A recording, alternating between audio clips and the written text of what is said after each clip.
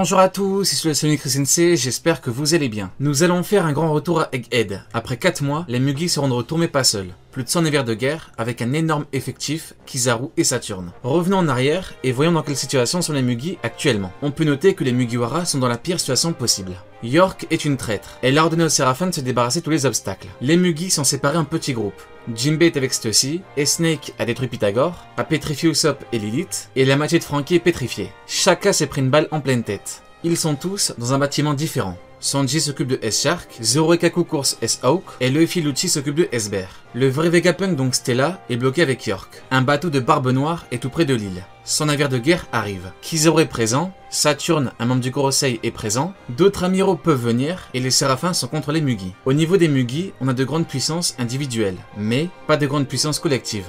Sauf que, il ne faut pas oublier deux choses. Egghead peut se défendre, et surtout, les Mugi ont gagné sur Nigashima. Sanji a battu l'un des hommes avec la meilleure résistance au monde, celui qui a fait dormir Big Mom. On parle de Queen, le cyborg que même Vegapunk ne peut créer. Celui qui a tous les pouvoirs des Jarma, Sparking Valkyrie, Henry Blazer, Weiss Danton, l'invisibilité. Il aura fallu un power-up hyper complet à Sanji pour gagner. Corps ultra résistant, régénération, vitesse, exosquelette, force musculaire, acquis de l'armement, de l'observation, flamme bleue, Ifrit. Zoro a battu un homme d'une race antique, King. Une seule de ses caractéristiques a permis à Vegapunk de faire des Séraphins de vrais problèmes. Les Shichibukai ont été remplacés. Zoro a éveillé son Haki des rois offensif, qui est le plus grand des pouvoirs. Et pour finir avec le top des éléments, Luffy Gear 5, Nika, Dieu Soleil. Il a battu l'homme qui était réputé pour avoir une invincibilité apparente. Les Mugiwara n'ont plus peur de rien, et avec l'appui de Egghead, Luffy a fait de Egghead sa forteresse. Voyons maintenant les forces des deux camps pour avoir une vision globale. Côté marine, l'appui de la marine, la puissance collective, des navires de guerre, plus de 100, en sachant qu'un Buster Call, ce n'est que 10. Kizaru qui est un amiral de la marine, le top de ce que le GM peut proposer. Un membre du Gorosei, Saturne, et pour finir, des hauts gradés de la marine. Côté Mugiwara, Luffy, l'empereur, Zoro un second empereur, Sanji un deuxième commandant, Jinbei un ex-Shichibukai, Stussy, Franky à moitié pétrifié, Usopp pétrifié, Robin avec Chopper et Nami avec Brook. Voilà pour le côté Mugi, mais il y a également la puissance de Egghead, avec Sentomaru qui a déployé 50 pacifistas. Pour rappel, sur Marineford, il n'y en avait qu'une vingtaine. Et en plus, ils sont bien plus performants, et bien plus puissants. Ils ont carrément un pouvoir, le Bubble Shield. Une protection qui peut encaisser un canon. On a donc plus de 50 cyborgs boostés.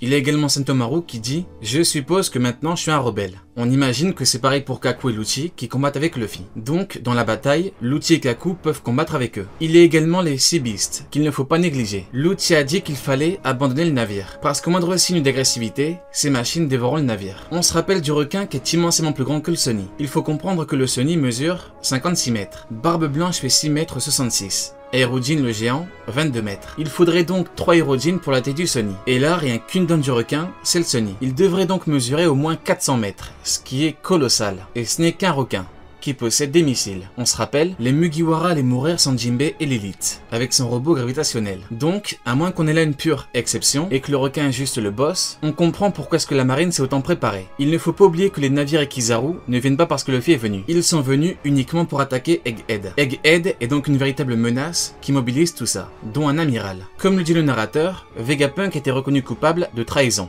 Donc, le CP0 était envoyé pour éliminer Vegapunk.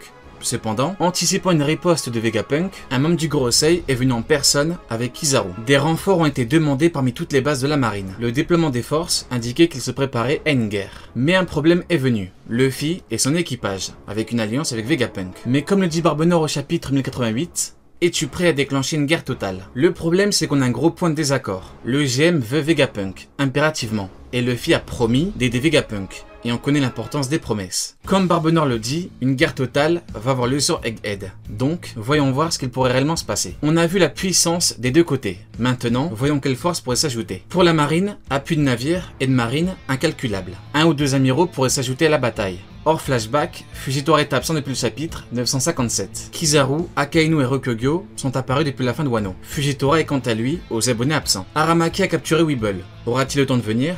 Possible. Le Séraphin Croco, Flamingo et Gecko pourraient venir. On se rappelle qu'Akainu a dit, quand il a su que Teach était entré en contact avec l'eau, et me revoilà une fois de plus à attendre qu'un combat se termine. A-t-il envoyé des navires avec Aramaki et Fujitora pour capturer Teach fatigué du combat? Ou alors, est-ce qu'il n'a rien fait à cause de Egghead? Pour Luffy, la flotte de Luffy pourrait venir. et on pourra voir le fameux incident. Scooper Gaban pourra intervenir pour aider les Mugi. Si vous m'avez suivi durant l'arc Wano Kuni, quand tout le monde affirmait que Whole Cake était l'arc Enies Lobby du Shinsekai et que Wano était l'arc Marineford du Shinsekai, je vous affirmais, et surtout, je vous prouvais que non. Whole Cake Island représente Skypiea, avec notamment Katakuri l'invincible et Ener l'invincible. Katakuri avec son HD au+, Ener son mantra, Ener et son trident, Katakuri et Mogura. Wano Kuni représente Water 7. Onigashima représente Enies Lobby. Deux arcs en un, avec un arc de préparation et un arc de combat. Les Mugiwara qui combattent, des power-up, une montée en puissance, un arc de Zoan, etc.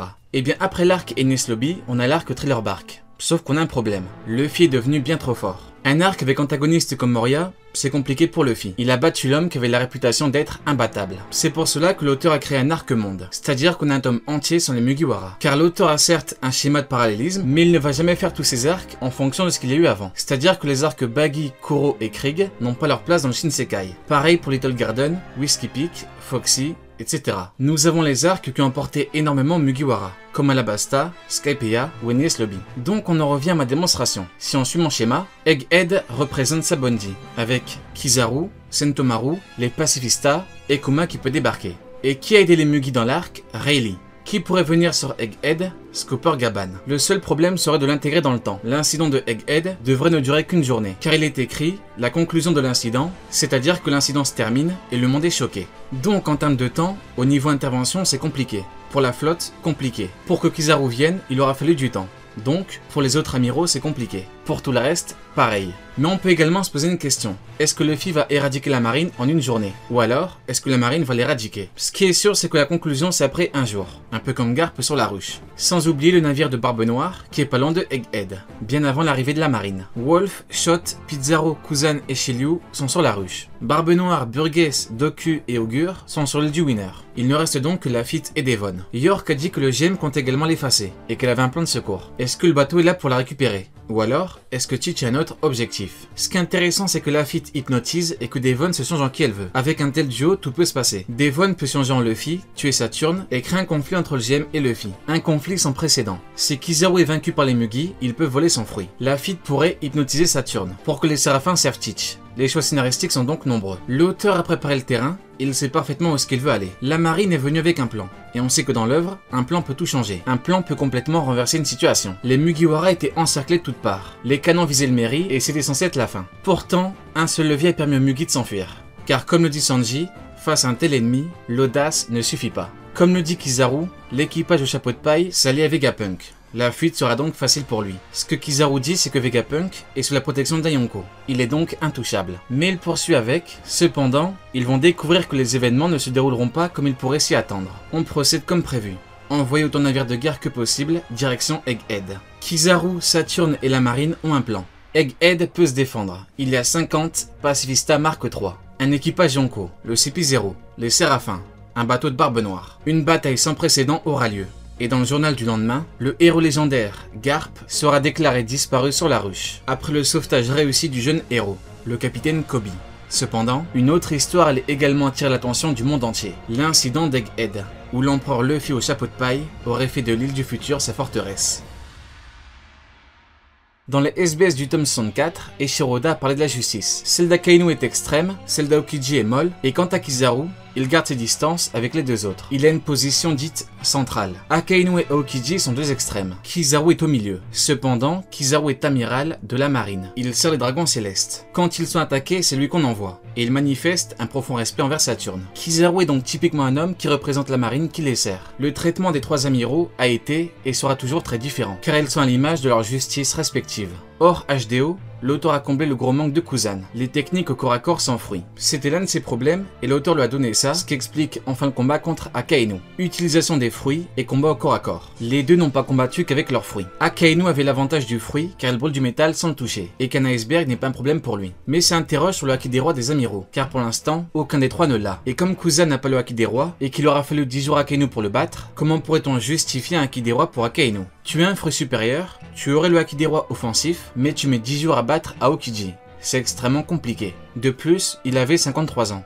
Et avoir un power-up à cet âge, c'est compliqué. Si Kuzan n'a pas le haki des rois offensif, Kizaru peut difficilement, voire pas du tout, l'avoir. ce qui pose un problème sur Egghead. Dans l'équipage des Mugiwara, il y a 2 pirates qui ont le pouvoir de l'élite, Luffy et Zoro. Luffy qui a battu Kaido et Zoro qui a battu King. Les deux ont de grandes ambitions. Roi des pirates, roi des enfers. Pendant que Kizaru n'est qu'un amiral, à la botte des dragons célestes, et qui a une justice modérée. Du côté Mugiwara, on n'a pas un, ni deux, mais bien 3 très grands combattants, capables de faire de gros dégâts et même d'énormes dégâts à Kizaru. Luffy, Zoro, Sanji. Les 3 ont physiquement battu 3 hommes extrêmement résistants. De plus, leur puissance offensive n'est pas le seul problème. Toutes leurs autres caractéristiques font que ce sont de véritables monstres. Attaquer de front au niveau individuel n'est pas du tout la chose à faire pour Kizaru, qui devra faire extrêmement attention. L'avantage qu'il a, c'est Saturne, qui peut contrôler le SSG. L'objectif pourrait donc être de prendre le contrôle via Saturne, ce qui ferait qu'on aurait Kizaru, les Séraphins et son navire. L'auteur a mis l'accent sur le fait qu'il est très compliqué de battre le Séraphin, de par leur gène de Lunaria. Il pourrait donc être utile pour l'objectif qu'est Vegapunk. Mais si Kizaru croise Luffy, l'empereur a de quoi lui faire extrêmement mal, avec ou sans Gear 5. Sans Gear 5, Luffy a déjà un niveau supérieur au premier commandant. Avec sa force, son acquis de l'armement, de l'observation et des rois, c'est déjà un pirate qui est très compliqué à combattre. On a vu le combat pré-Gear 5 contre Kaido, mais avec le Gear 5 c'est encore autre chose. Luffy a de quoi jouer avec Kizaru. Il a de quoi l'humilier. Luffy représente l'imbattable pour Kizaru. Zoro a battu King et la technique finale de King. Sanji a battu Queen avec un énorme enchaînement. Et il est assez rapide pour être invisible. L'inconnu dans l'histoire c'est Saturne, qui pourrait nous réserver une surprise. Mais combien même il serait fort, Luffy a battu Kaido et la technique finale de Kaido, le Shoryuken. Quant à Saturne, il ne représente qu'un membre des 5 doyens. Si Luffy s'en débarrasse, il en restera toujours 4. Si les Mugiwara se débarrassent de Kizaru, il restera encore 2 amiraux et l'amiral en chef. Les hauts gradés peuvent être éliminés et les bateaux peuvent être détruits. Du côté marine, aucun élément ne représente l'imbattable à tous les niveaux. Du côté puissance et du côté scénaristique, pour un statut ou un rôle. En face, on a l'équipage d'un empereur, prêt à montrer qu'il est digne de l'être.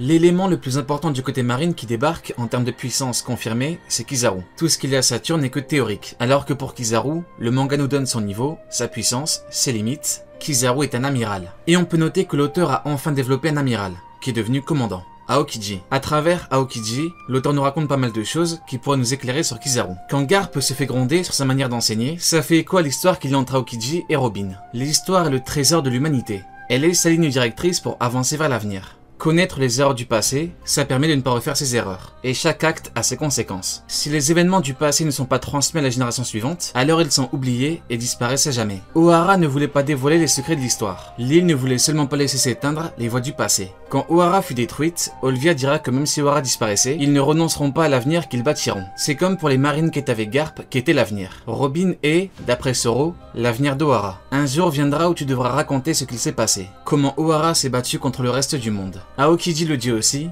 tant que tu seras en vie, Ohara continuera d'exister. Aokiji a protégé l'avenir que Zoro voulait protéger. Pendant le Buster Call, Zoro dira à Kuzan, comment peux-tu cautionner une attaque aussi infâme? Je ne te comprends pas. Tu sais aussi bien que moi que le but de cette opération est de faire un exemple. C'est uniquement pour ça qu'ils veulent détruire Ohara. De par ces mots, on comprend que Kuzan sait pertinemment que ce qu'il fait est mal. Il répondra avec, si c'est pour le bien du reste du monde, ce sacrifice est inévitable. Toutefois, on pouvait croire que Kuzan était froid comme la glace, sauf que Sakazuki a détruit le bateau d'innocents. Il n'y avait que des habitants sans archéologues qui avaient enfreint les lois. C'est ce qui choqua Kuzan. Il était prêt à aller loin, mais l'acte d'Akainu l'a affecté. On comprend donc où sont les limites de Kuzan. Et on comprend qu'il n'a jamais cautionné les méthodes d'Akainu. La goutte de trop sera Zoro quand Kuzan devra le geler au nom de la justice de la marine, du GM, et donc des Tenrobito. Ça lui fera mal plus de 20 ans plus tard. Kuzan s'est interrogé. Peut-on aller aussi loin pour défendre une vision de la justice? Mais il connaît la réponse, non, car il considère que ses actes ne sont que de la pure folie. Dès que Kuzan a gelé Zoro, son ami, il a changé. En tout cas,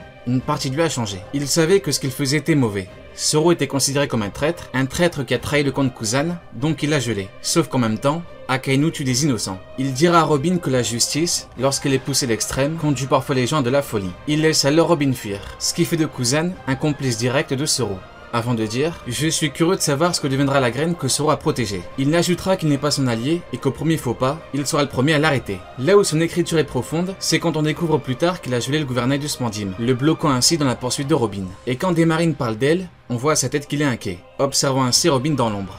Aokiji est resté un marine, mais les événements l'ont affecté, changé. Et le voir devenir un pirate, au fond, ce n'est pas si surprenant, au vu de ce qu'il s'est passé, et au vu du personnage. On retrouvera Kuzan sur Water 7 qui dira à Robin que même 20 ans plus tard, elle n'a pas suivi la condition d'Aokiji qui était de vivre une vie normale, sans problème. Elle qui cherche encore à lire les poneglyphes. qui s'est allié à Crocodile. Il ajouta qu'elle était une bombe prête à exploser en perpétuel mouvement. Toutefois, le jour où il a laissé l'enfant partir, il s'est engagé sur une route où il n'y avait aucun endroit logique où s'arrêter. Il a gelé le gouvernail. Il s'inquiétait de la moindre information. Il l'a surveillée pour la protéger. Il veillera à ce que la marine ne l'attrape pas. À ce que le GM ne l'attrape pas. Il tirera les ficelles. Il jouera de ses relations pour que son chemin soit moins rude. Et pendant quelques années, ça a marché. Il trouvait sans doute un mérite à rester dans l'ombre, pour devenir son invisible bienfaiteur. Mais il pourra mettre tout le temps qu'il veut, tous les efforts qu'il veut, tout ce qu'il fera n'y changera rien. Parce que rien au monde ne pourra rendre à Robin ce qu'on lui a volé. Cela ne peut durer, car c'est une mystification. En réalité, ce n'est pas Robin qui l'aura aidé. Il n'aura fait que penser à lui, pour se sentir moins coupable. Tout ce qu'il a fait pour protéger un pseudo bien commun. Depuis que Kuzen est pirate, son développement est devenu encore plus profond. Il aurait pu devenir amiral en chef et changer toute la marine. Changer toutes ces choses qui le hantent depuis plus de 20 ans. Mais il a perdu contre Akainu. Tout s'est joué sur un combat qu'il a perdu. On le retrouvera donc dans un bar. Mais en devenant pirate, un pirate de barbe noire, il peut faire ce qu'il souhaite. Ce n'est plus l'amiral en chef qui dirige. Ce n'est plus la marine, ni le GM, qui dicte les règles. Il vit selon ses propres règles. Et on voit parfaitement le contraste entre l'amiral Aokiji et le commandant Kuzan. Ce n'est plus un faisant en cage, mais un faisant en liberté. Le développement ira à son terme lorsqu'il participera directement à la chute de Garp, son mentor, l'homme qui a fait de lui l'amiral qu'il était. Cet homme-là est tombé face au commandant qu'il est devenu. Aokiji a dit à Zoro, un ancien officier de la marine qui tente de s'opposer au Buster Call. Tu ne comprends bien qu'on ne peut pas te laisser faire. Mais actuellement, il a dit à Kobe, on ne peut pas te laisser partir. Tu ne peux pas t'échapper quand Teach n'est pas là. Il continuera avec « Je ne crains de ne pas pouvoir te laisser partir ». Garp. Le fait que Kuzen fasse ça à Garp, ça fait écho au flashback d'Ohara. La justice se revêt plusieurs visages, suivant l'angle d'où l'on se place. Je ne remets pas tes convictions en doute, Zoro. Mais puisque tu te mets en travers de notre chemin, nous devons prendre les mesures qui s'imposent. Ce qu'il faut comprendre, c'est que, comme il a dit à Smoker,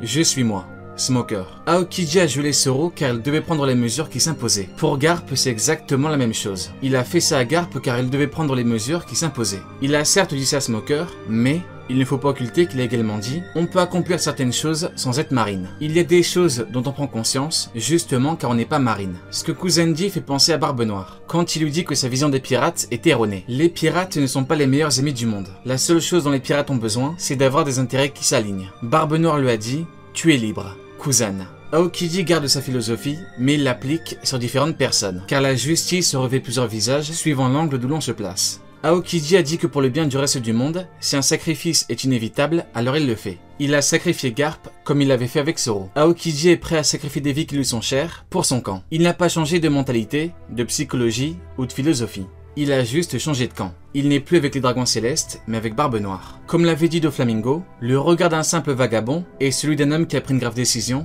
ne sont plus du tout les mêmes. Kuzan est avec Barbe Noire car il lui apporte un soutien inestimable et une liberté. Barbe Noire n'est pas le GM. Il ne met pas une laisse autour du cou de Kuzan. Tant que ses actions ne vont pas à l'encontre du bien commun de l'équipage, il peut faire ce qu'il veut. C'est ça l'équipage de Barbe Noire. Kuzan est 100% avec Teach, mais il peut le trahir n'importe quand, tout comme Pizarro peut le trahir n'importe quand, pour devenir capitaine, comme il l'a dit après Marineford. Kuzan est un combattant et un homme fidèle à son camp, mais qui prend les décisions fortes qui s'imposent. Le jour où il estimera qu'il doit entraver la route de Teach, il le fera. Kuzan n'a pas changé, il a juste changé de camp.